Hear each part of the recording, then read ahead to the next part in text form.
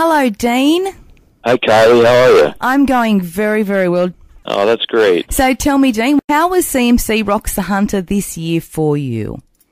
That was great. It's hard to believe it's been 2 years since I was here, but yeah, it's good to be back. And, as soon as we drove into the field, it was like, yeah, I've been here before, and everything kind of came back. And yeah, it's wild because in Canada right now, it's not festival season, but being backstage, it reminded me a lot of the summer festival circuit in North America. So when did you actually arrive in Australia for CMC? Do you literally turn up and then have to play the next day, or do you get to have an extra few days?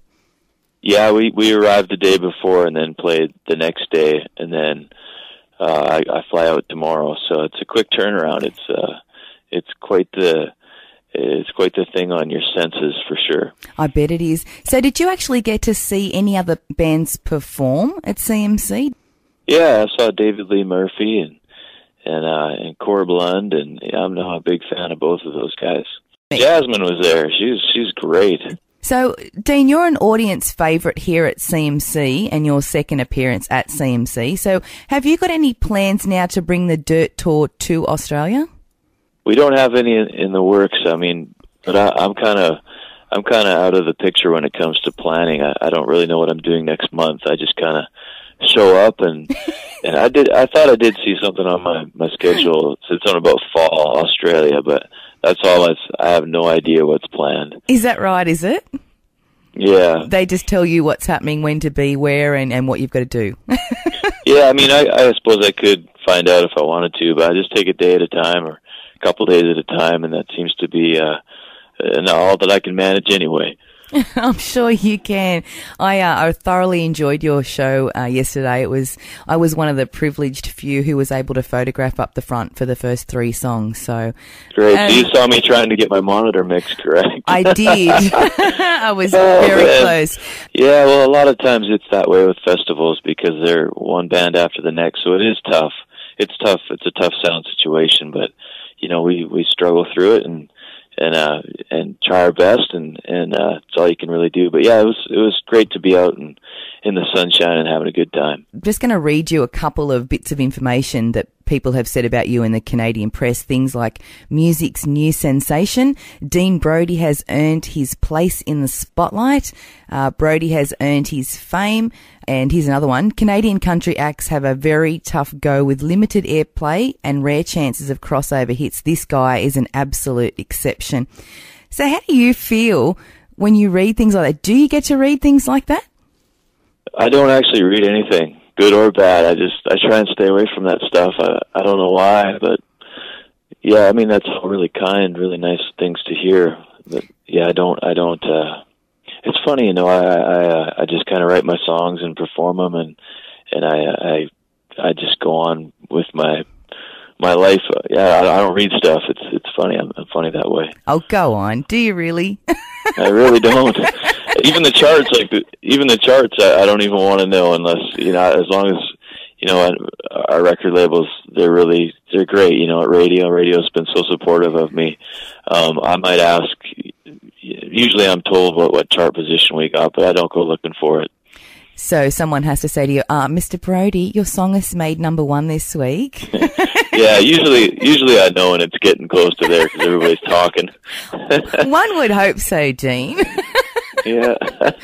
I know I'm totally weird that way. I think so, because you have a very impressive resume. 6 CCMA awards, 17 CCMA award nominations, 2 previous Juno Award nominations, charted in the top 10 singles with so many of your songs, and the #1 most played Canadian country artist on radio for 2 years in a row.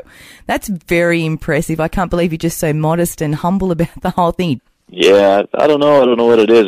I started out just wanting to be a songwriter, and as long as I get to write songs and record them and create music, that's what it's all about for me. And the whole performance side of it is it's kind of a bonus. But yeah, I don't know. I just definitely don't go chasing after articles or chart positions, although it is nice. The radio has been very good to me. They have been. And you just walked me into my next question was, how does Dean Brody actually write a song? Where does your inspiration come from? It comes from people. It comes from my own experience of life, and also comes from me observing other people's way of living, and I'm fascinated by people and characters, and you know, sometimes I find my own life maybe not as exciting as or compelling as someone else, and so then I'll try and write a song from their point of view and try and put myself in their shoes and write from their perspective. And so I get inspiration from just a bunch of different places, not just my own life. And do you write for other artists as well, Dean, or if you write a song, do you just go, oh no, that's mine, I'm keeping that one? Yeah, lately I have, simply just because I don't have a whole lot of time to write for my records, and because I write pretty much my whole record. Usually if I sit down to write a song, I keep it now. Well, why wouldn't you? Yeah. Last time we spoke, Dean, you actually, you did say to me, and I think I asked you the question, what advice would you give to any newcomers hoping to achieve the same sort of success that you do? And your answer back then is to write your own songs. So is that still the advice you'd give now, like 12 months later? Yeah, I think it's really important. If you can write your own songs, it gives you a lot of freedom. And I know for myself, like I lived in Nashville for 6 years, and I learned how to write a song when I was in Nashville, but being able to write by myself, like I'm able to live in my home country. I don't have to live in Nashville to come up with my songs. So, and there's so many other, you know, benefits to writing your own music. You just have a whole lot more freedom. You get more respect from people in the industry, and I think in the end of the day, fans, they feel maybe that they got a little bit more of who you are through your music, and instead of, you know, recording someone else's stuff. If you're just, you know, writing your own, you're sharing your own experience and your own heart, I guess, it means more to the fans. Now, a question for you. If you could record a duet with anybody in the entire world, who would it be? Oh, wow. That's a good question. You know, I love Mumford and Sons. I think that'd be a lot of fun, doing a duet with those boys. Yeah, you know, I was introduced to them a couple of years ago. I'd never heard of them, and had some friends. They opened up a YouTube window and said, "Hey, you gotta check this song out." And I listened to it, and I was like, "Wow, that's really raw, really honest." And I was hooked from that point on. I just think they're you know, courageous, and you know, I love people that go to the edge and when it comes to art. Now, when we did speak last time, I asked you what the last CD was that you purchased, and you said to me, "Oh, Kylie, that's a great question." I can't do an American accent. And you said to me the last CD you'd bought was a CD about a beluga whale in the sea for your daughter. Is that still the same? Have you bought a new CD since then, Dean? Yeah, a physical CD? Yes. Yeah, the last physical CD was Mumford and Sons. It was. Yeah, so you are a big fan.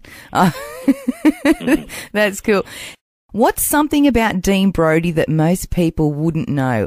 Do you have any fears, quirks, or any superstitious habits before shows? Yeah, definitely. I get nervous before going on stage. The biggest thing I struggle with is hearing myself. If I can't hear myself, like whether it's monitors, ear monitors, or wedges, I have a really hard time on stage. And I don't know what it is. Like, it's like some people can really pick out, like when the band is really loud, a lot of people can pick out their voice.